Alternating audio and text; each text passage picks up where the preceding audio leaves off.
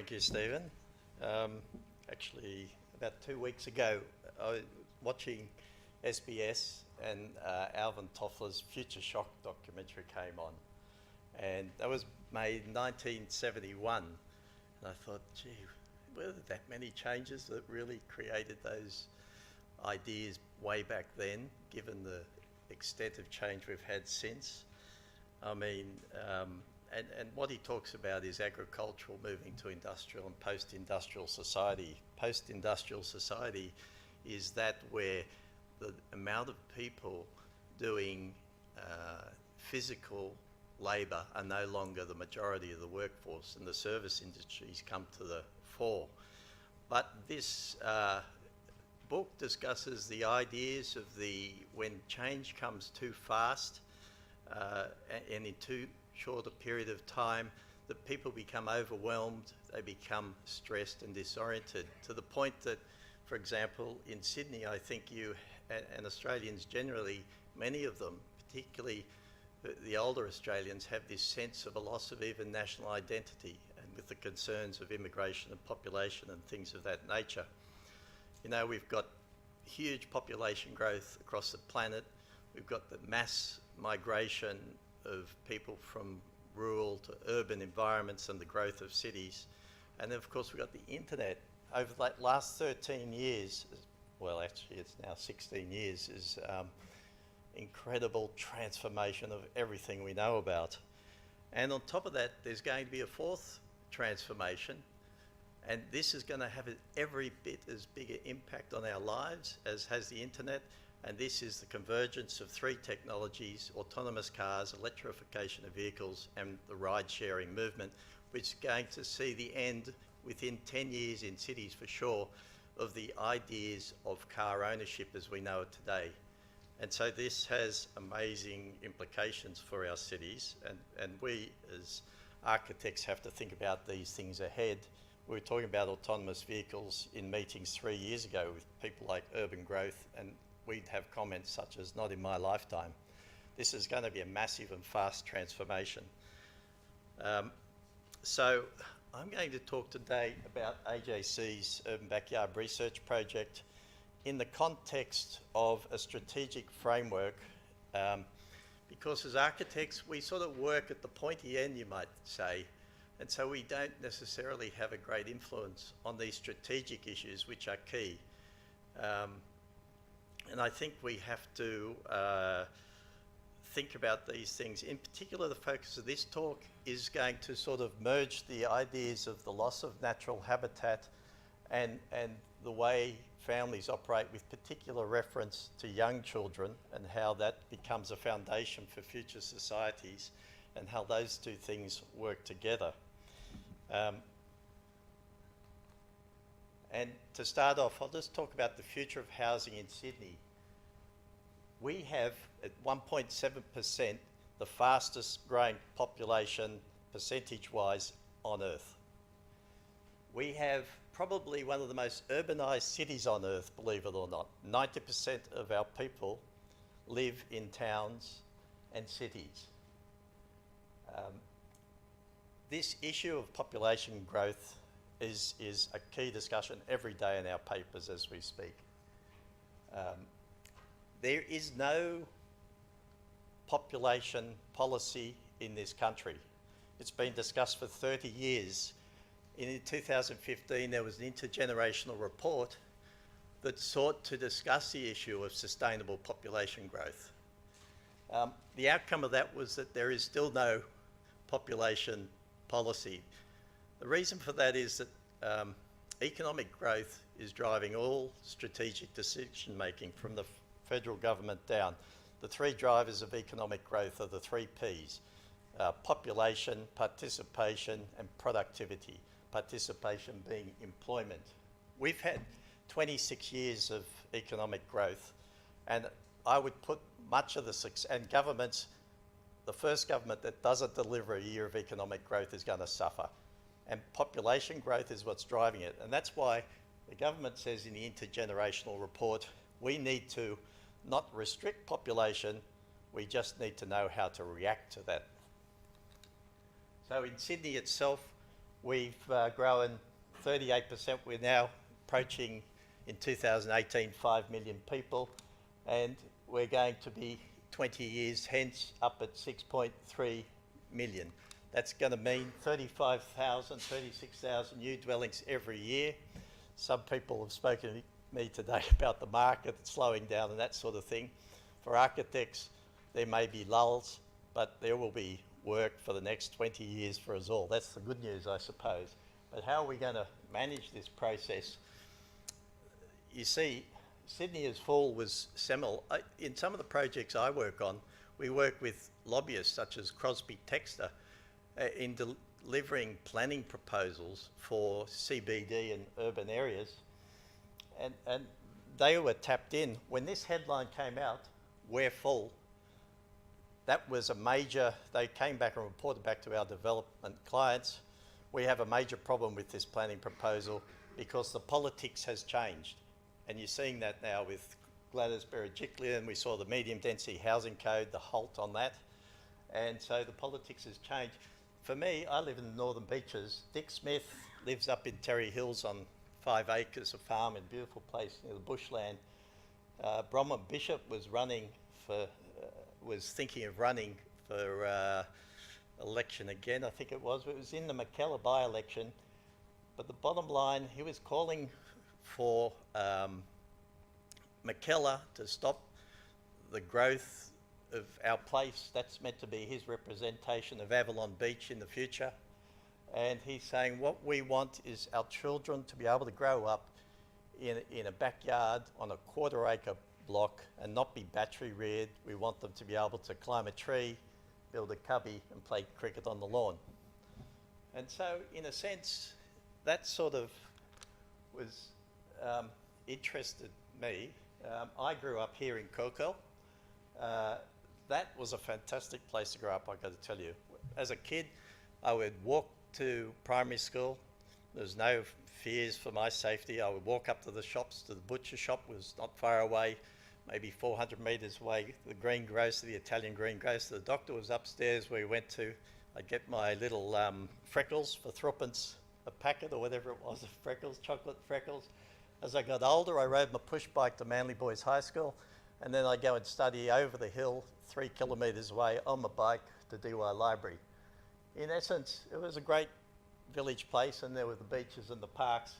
That is the Australian dream. 70% of people lived in that condition, in 70%, and it's what everybody wants. When I was in Copenhagen on a recent visit, we're walking through the streets of Copenhagen, and my guest Nikolai said, "Oh, and Jim, that house over there, that's everybody's dream." And on the corner of the courtyard housing was a little freestanding house.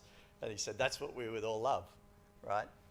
But they can't have that in Copenhagen. And it's coming to the point where we can't have this either. We want it. You know, this is about the shrinking backyard. Tony Hall wrote a book called The Death of the Australian Backyard. And the aspiration is to own your own place. The aspiration, but land that was available for the quarter-acre block is becoming scarce, and it's moving further westward. What you're seeing is that the value of land was so high that they made the portions so small, but at the same time, to compensate, the houses grew bigger. In Kookman, I grew up in an 80 square metre house, 5 of us, the 3 kids in 1 bedroom, 3 metre by 3 metre, double bunks one side, and on the other, but I had 500 square metres of backyard to play in.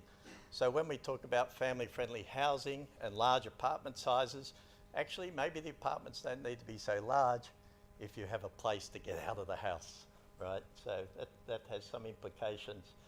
And of course, these houses are 250 square metres. I went up to Lend-Lease Jordan Springs 2 weekends ago to look at these. They've all got a media room. And of course, the kids are sitting in the media room. We all are. I think even us adults are still in the media room.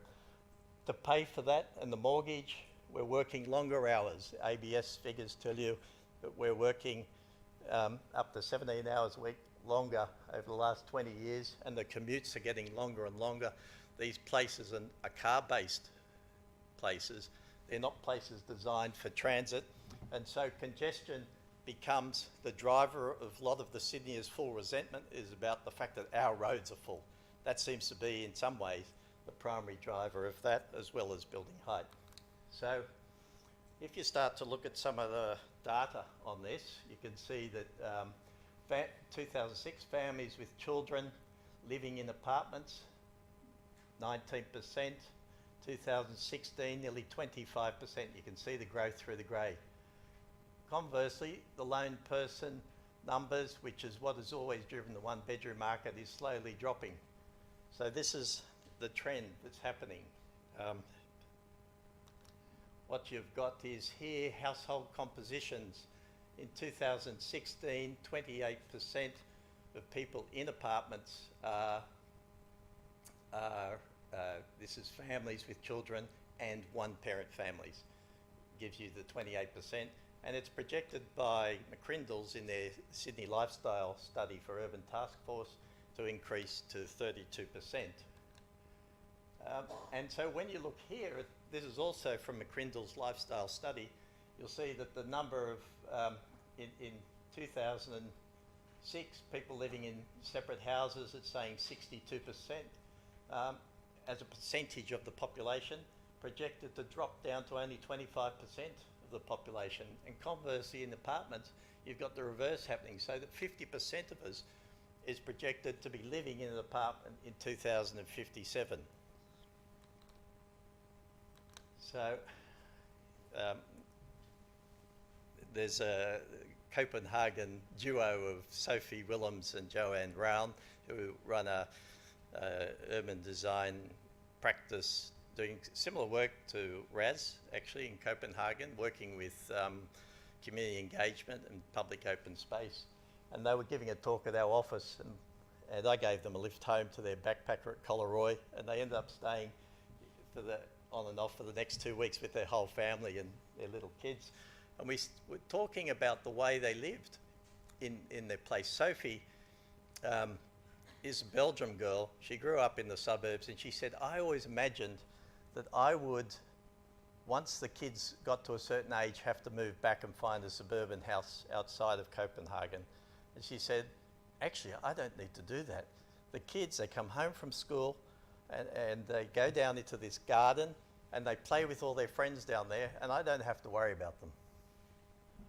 And so that's a picture of, well, that's a picture of the condition. I probably can move on anyway. So the following 6 months later, it's February, it's raining torrentially for a week.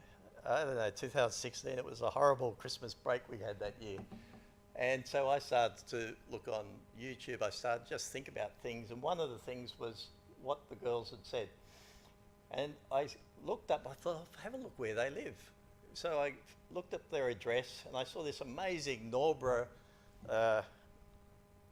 Google Maps street view. Raz tells me he lives just here somewhere. And but I spotted this building here, and I started to do some number crunching on it. And so I know that a 1.6 to 1, a six-story built form gives you 1.6 to 1, and that we can, and with 20-metre deep apartment blocks. And what I found was these are measuring only like something like 12 metres deep, and basically the amount of floor area they had was equal to what we're building in Sydney. And I thought that was a revelation. Look at the amazing quality of those garden spaces in that building with these 12-metre deep building environments, and look at the uses and the activities you're getting in these places. And so you see there's children's playgrounds, there's parks, there's a place you could play cricket, there's trees to climb, and there's places where you could build cubby houses. That's what the building is like. We were walking, Nikolai took me on a walk to see this. I said, I want to see it. He took me on the walk to see this place, and just by chance, an American couple came out of the courtyard door and they let us in, so that was fantastic. And look at what they have. This is actually the smaller courtyard of Joanne and Nikolai where we stayed, and much narrower, and it didn't have this. And so that was an interesting exercise in scale in itself, particularly with the limited sunlight in Copenhagen. I imagine we were there in summer. It was quite nice, but there's cycling, there's almost streets. People start to populate the edges. There's tennis courts in the first one I went to. That shows you, you know, you saw that children's playgrounds, tennis courts, basketball courts, fields. So then you start to bring this back to the context of family-friendly housing. So as I said, there are three broad parameters people say are a must for family-friendly housing. There's been a lot of work done on this with Vancouver. Even Botany Council had various codes and things. And the three drivers have been make sure the apartments are big enough. You need to ensure there's family-friendly amenities, daycare and schools are nearby, and you need to focus on the public realm, the open fields and the cycle track. And I just thought, you know, there's nothing really focusing on that communal shared open space and what that could do for family-friendly housing. And actually, when you think about how that might be able to affect the affordability, can we build slightly smaller apartments if we give larger garden spaces? Our research project is ongoing. It's not like there's answers to this. We'll do a white paper at the end of the year. And as part of the research, Wendy Sarkassian and Claire Marcus Cooper have done some amazing work that may be 20, 30 years old when they started in this journey. But I've distilled young children need outdoor space to play, and those spaces need to be safe from pollution and the environment. They need to actually enable a child to discover community for themselves, to be able to go out and make their own friends. They need to be able to be territorial in that place, and they need to be able to have privacy if they need it in a place like that. So that's the community itself. Gaining independence is a big issue. In Japan, the kids walk to school at 4 years old, and they have a petty bus system where all the kids pick the others up and take them. Sophie said in Belgium, if the parents took their kids to the gates of the school and dropped them off from their car and saw them in the gate, they'd almost be ridiculed, because that's not the way to bring up your child. How are they going to learn to be independent when you helicopter parent them all the way to the school gate? Guilty.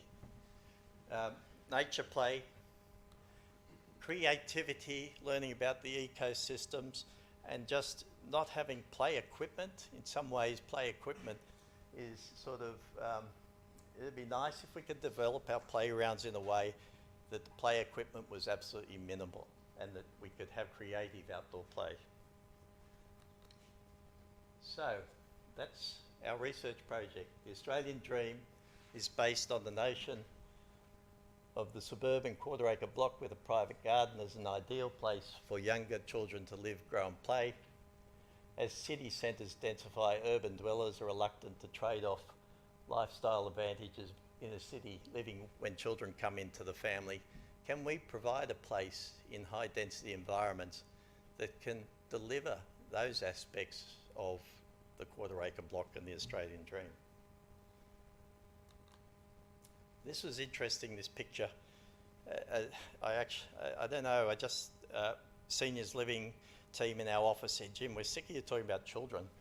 He says, who's talking about the old people? Raz then came along and talked about, made exactly the same point. What about this intergenerational mix that comes from the time relationships? For example, old people are home after school, usually retired. So that picture just sort of has resonated in the discussions we've had since and recently. And what I'd like to say is family-friendly housing actually isn't about young kids. It's about intergenerational relationships of grandparents to children and how those places, and we have an urban backyard, it's all about 5 to 10-year-olds, because the older ones move into the streets. They don't want to be in a courtyard once they get to a certain age. But that's about how we relate together in a social compact between children, parents and grandchildren.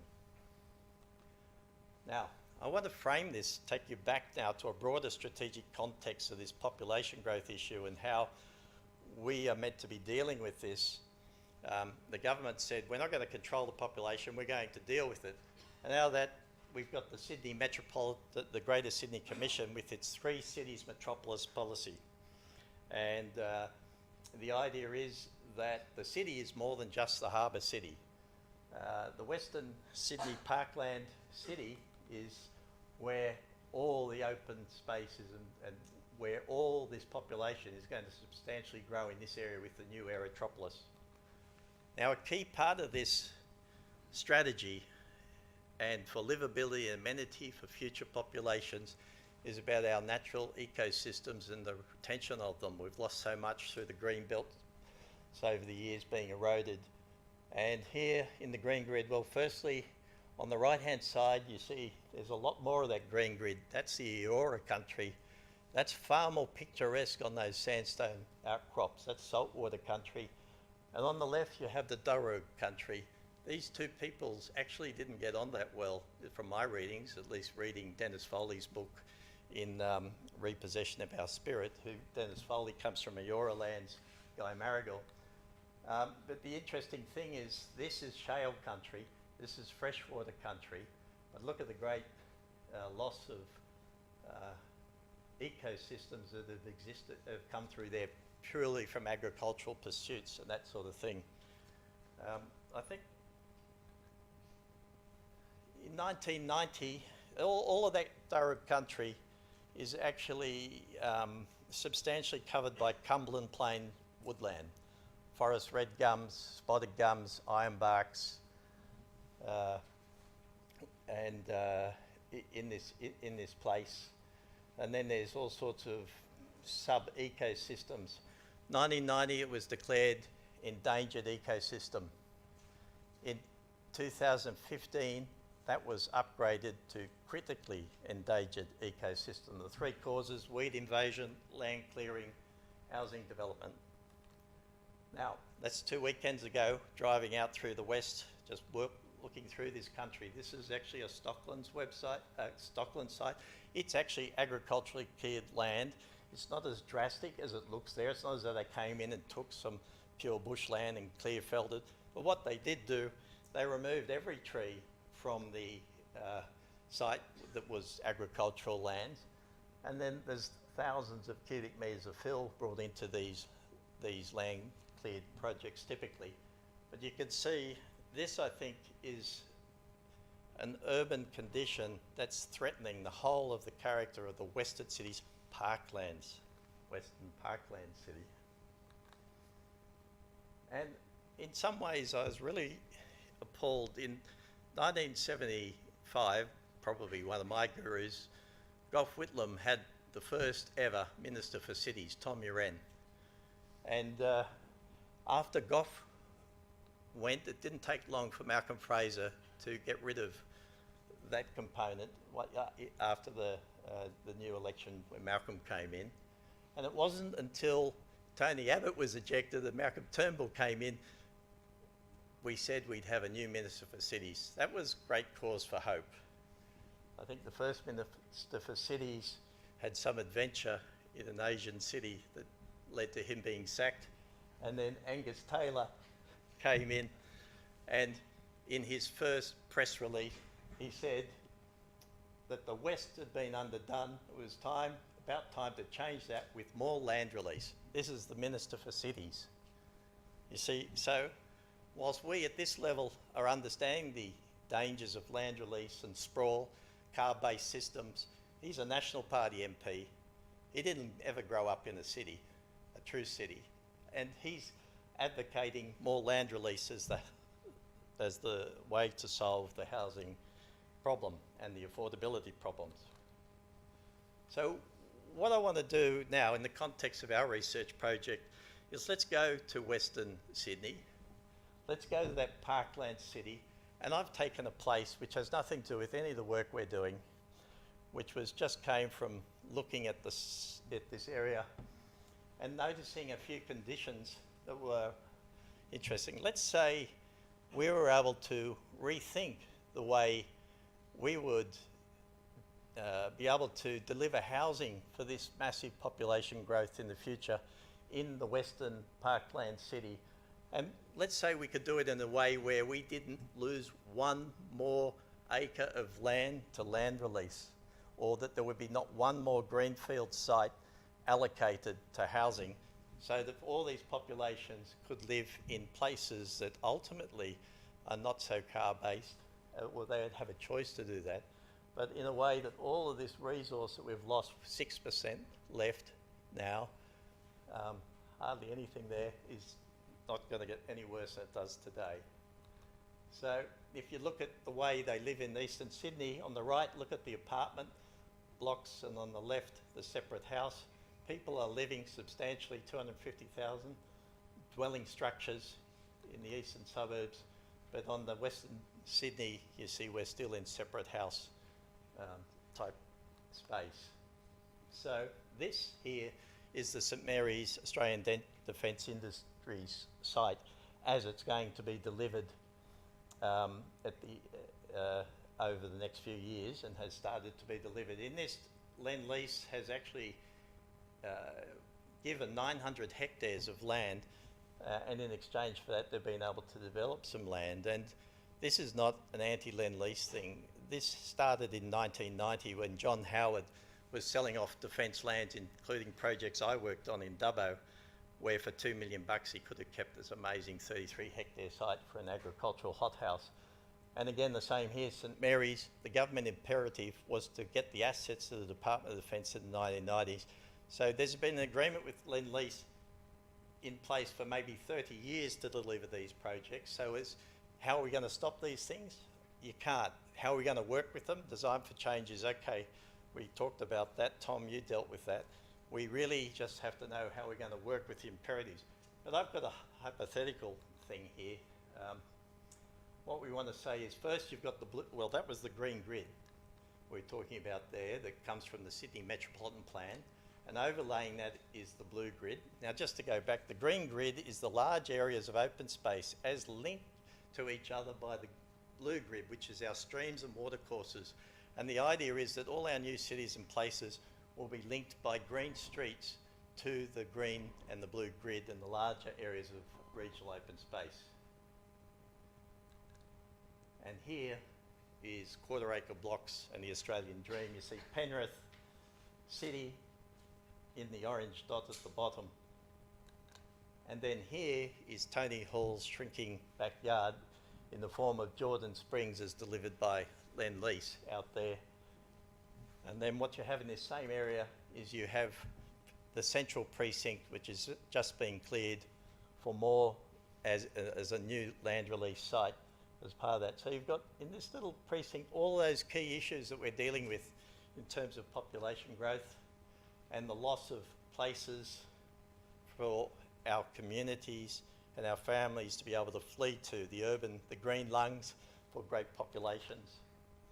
So we're saying, what if we're able to take all of the population of Jordan Springs and all the population of the central precinct and put them into a place close to a train station at Penrith?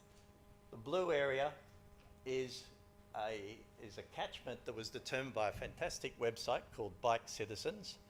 And Bike Citizens, you can plug in all sorts of parameters, whether it's busy or casual riding, but we've mapped out everything within a 10-minute bike ride. We've mapped, that blue area is actually a 30-minute walk, which is the president of the Planning Institute said, I can't remember his name at the moment, but he said, a lecture I saw 2 years ago, I lived in Marrickville, I would walk 30 minutes every day to the train station. 30 minutes, 400 metres is ridiculously restrictive parameter for that. And of course the green is the 15-minute walk, the traditional transport-oriented development parameter for where you put density. But we think that can expand further. So here's our case study. There is at Jordan Springs, on the existing site, what have we got up here? Gross site area, 368. Okay, Jordan Springs, 368 hectares in purple, 4,000 dwellings, 11 dwellings per hectare. Not that dense. I mean, suburban density is normally around 8 to 10 dwellings per hectare. And I know central precinct, that's our count actually, just counting roofs, but I've read DA since it says parts of this is 15 dwellings per hectare, but there are some apartment complexes close to the supermarket. But we're using these numbers as a hypothetical exercise, right, to say, can we get rid of the greenfield development and put it in a place where it's adaptive reuse of suburbs close to stations? And so then, of course, that means we increase from 900 hectares to over 1,200 hectares the ecosystems of the Cumberland Plains woodlands. Emus, The last place emus operated mobs was in this place. I'm not sure they're going to be able to survive in a place that has road corridors and land development biting great chunks out of it. The area will be fenced in to actually enable those mobs of macrofauna such as the big kangaroos and the emus to survive there. And so these are the two sites that these are the sites that we identified of this dimension that could house all of this on top of the existing density that exists in those Australian Dream parameters. The idea is that in these places, well, I suppose I've sort of run through that, so I might just move on that. This is actually a snapshot of the site that we're working on. This is our test site. Interestingly is that over here's light industrial area. There's a green buffer zone between that and the Australian Dream. There's some pictures from that actual place. There is only 185 dwellings in this, 4,000 in Jordan Springs, 185 here, 19 hectares. Here is urban growth 21st century terraces concept. Jack+Cottier has had some work to do in that area, and some parts of it are successful and others, after going around there, aren't. In particular, the aren't is where they've got streets in here that don't have footpaths, that they just have green verges and driveways. And I think, so I can hardly see that being 21st century in that regard.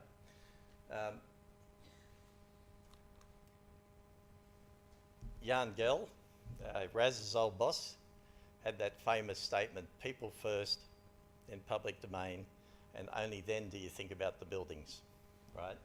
So let's work through this precinct in the terms of best practice urban design as a starting point, so we don't start with the buildings. We identify the park areas we need and the dimensional characteristics of where they might be. We haven't ventured into how that is funded, though we've had this experience many times, and there's many ways of funding a park like that. But typically a block of land like this, if you go to a place like Castle Hill, where they've got quite higher densities than what we're proposing in this precinct or this precinct, we're selling a block of land there for $4 million. Think of that. So a council, and in this, let's say it was $2 million, half the value, half the density. If you look at the number of blocks there, you can see how much money you have to raise out of the development of a place like this. What's interesting is that up here is this riparian land. See the little picture on the right-hand side is what is there now. These are the floodways and the creeks that lead to Ropes Creek and Stony Creek, the great floodways that have actually been the only thing that have protected what remnants of Cumberland woodland we have left. What you want to be able to do is come from this place via those riparian zones and link to the regional open space using this green grid format.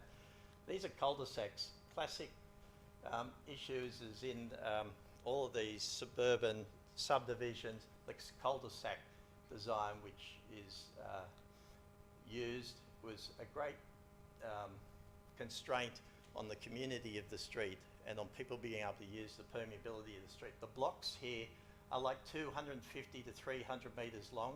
In some blocks around Seven Hills, you'll get them 400 metres long without any connections whatsoever.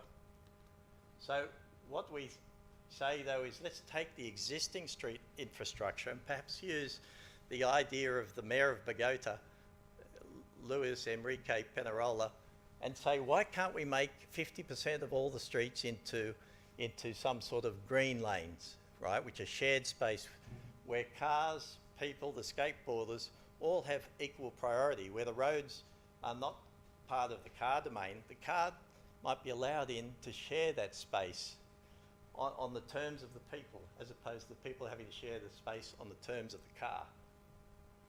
And so that's just simply a matter of designating a number of streets, keeping arterial streets. There's ways in which we see this working. The bus routes are retained. In the future of an autonomous vehicle scenario, you're going to have less bus routes, more frequent 4-minute rapid bus transit systems that mean community shuttles will pick up most of the people in a place like this and deliver them to the station. Yep. So what is a green? We call them a green lane rather than a green street because we think that sort of implies a different scale. And so this picture here in particular is a picture of Jordan Springs. Now, I haven't put a comparative picture of what it looks like, but it's all cars in driveways with a garage, a car parked in the front of the garage, and then every street full of cars. I was there on Saturday morning. I did not see one person there. I went to the public parks. I did not see one person in that place of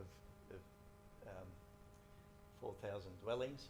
But I went to the exhibition display village, and suddenly I was actually uplifted. There were people there buying houses.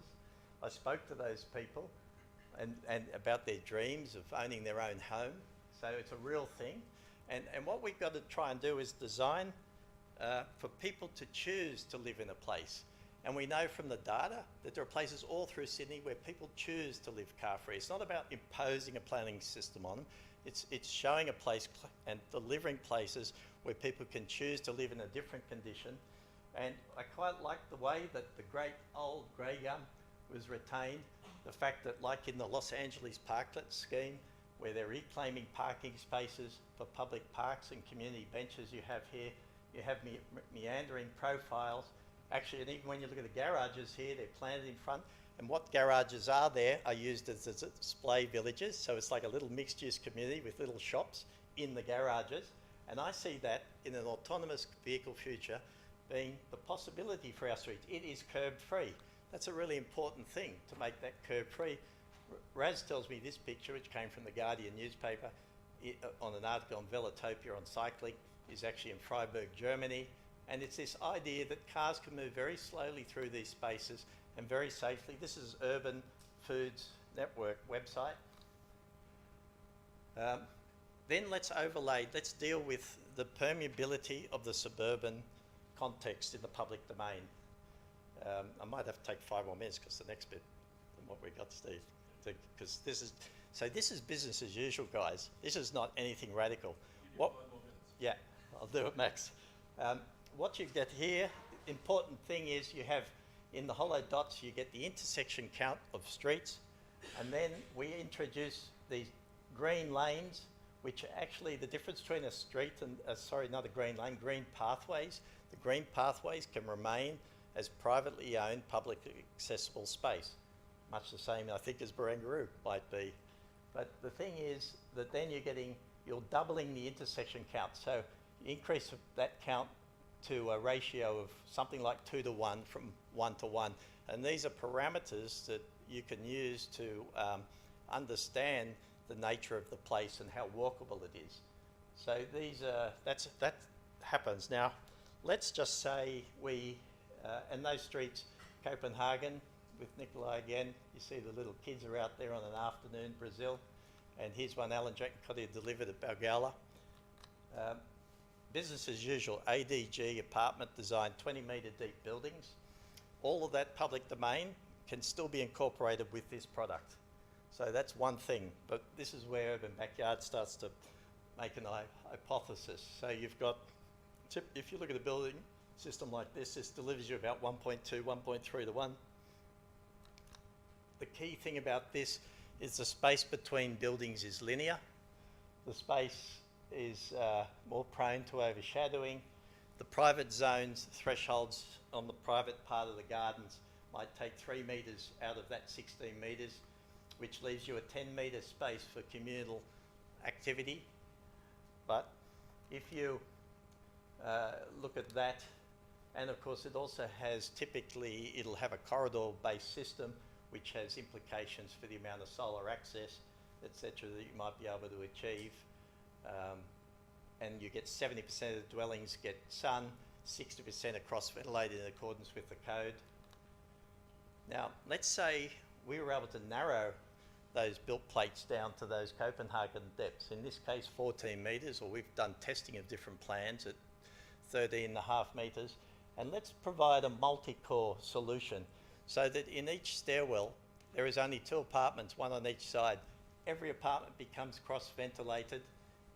100% apartments have dual aspect and the ability to get full solar access. And so this then becomes an ESD-based advantages of simple passive design and sustainability, which is how we should be building for the new world. Our bathrooms can be ventilated in models like this instead of being internal. But of course the GFA dropped. We lost all that depth. But if we put that GFA back to form the courtyard model, we get all the floor area back, plus we get 12% more efficiency in wall to floor area. So we get an essential construction saving cost there. That might be offset by more lifts and some more operating costs through there to create accessible dwellings. But actually, ultimately, the work we've done to date says that this form with multi-core housing is cost neutral. And we've done that with Daryl Miller at Land and Housing for Seven Hills. And he's a QS, so we've done that sort of very first work on one project as a test. And of course, then you get block defining forms. We talk about rules. Buildings shall be no more than 45 metres long. So at Terry Street, I did a master plan which Nick Turner delivered, 160 metre long, 3.5 storey street wall. Wonderful building, it's worth having a look at. And so let's try and get rid of these rules and parameters that say we have to have articulation broken up in certain ways. Let's let the design excellence or the alternatives be considered on their merits.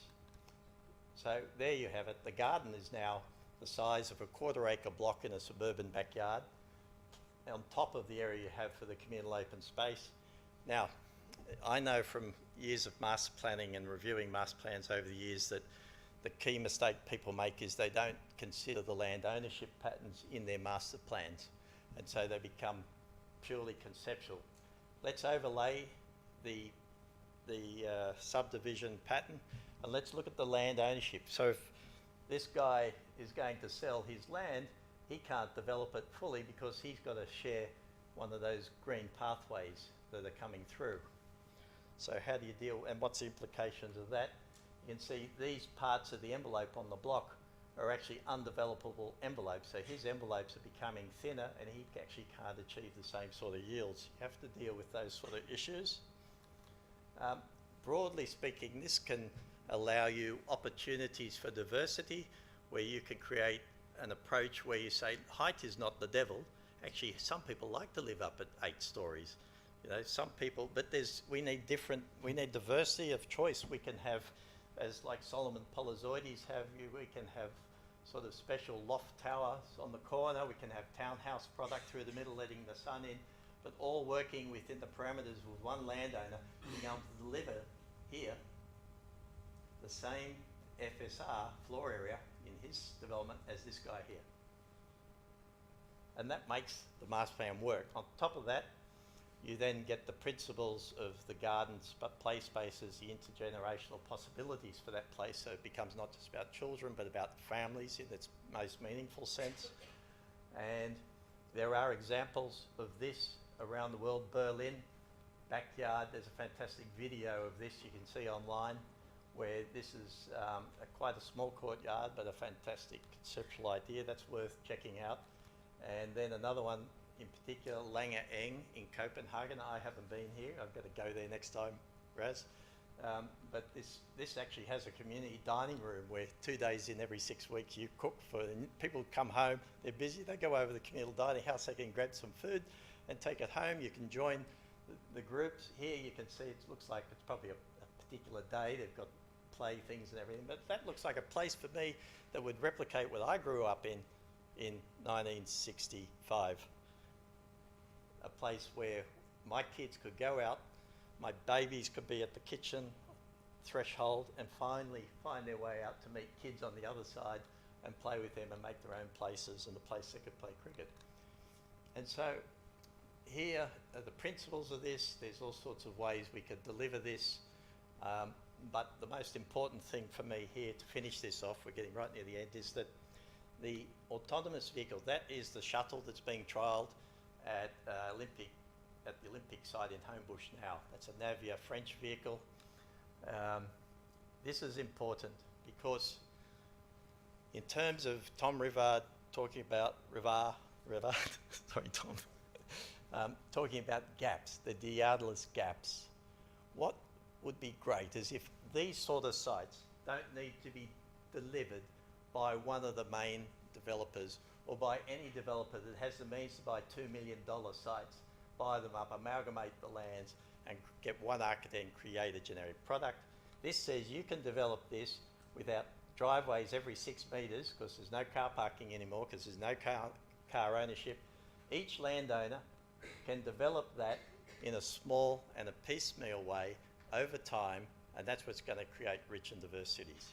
That's it, I think, pretty much. And some examples of the one where you got almost this is done by short suitors, but it's individual ownership looking, and we've got our own examples of this sort of new housing forms with Nightingale. Thanks.